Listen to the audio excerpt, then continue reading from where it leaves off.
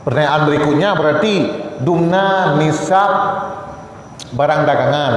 Nisab barang dagangan adalah nisab me. Nisab me. Nisab me 20 miskal ni dalam ukuran jamun.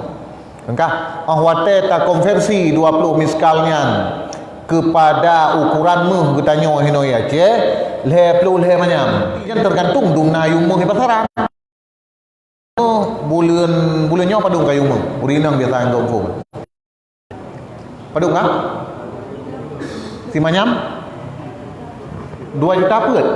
Si manyam 2 juta per. Si manyam 2 juta per. Berarti si plu manyam 20 per juta. Nah, ini tambah-tambah ikro berarti. Le plu manyam padung 72. Benar tak? Tambah le macam tu. Ya. Tambah. Berarti padung 70 padu dah. 80? 80 kurang. Jadi yang kedua hanya hanjil lebih kurang ni tu. Yang angka pasti di lapangan, hanjil lebih kurang harus pasti. Ya. Jadi nyandum ukuran harta yang tak miliki lagi kita yang dalam kedai nyan ka wajib dapat duit jaket ji dumna dapat duit 2% si tengah dari jumlah harta. Umi untuk nak harta mertuh juta dalam kedai kaku menurutnya nak jum ya kali.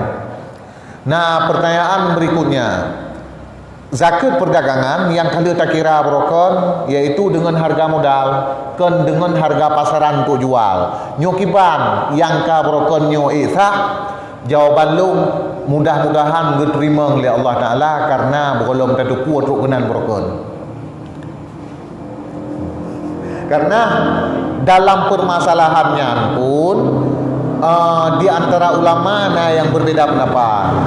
Nah, sebahagian ulama yang berpendapat bahwa harga barang dagangannya adalah dengan harga faktur, yaitu harga modal. Nah, sebahagian pendapat ulama menang.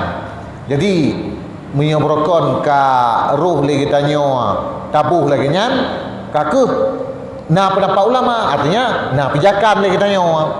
Nah, cuma untuk jino kata tepu bahwasanya tak harga mesti dengan harga pasaran untuk jual nyo hanjele tabuh lagi yang untuk ukur.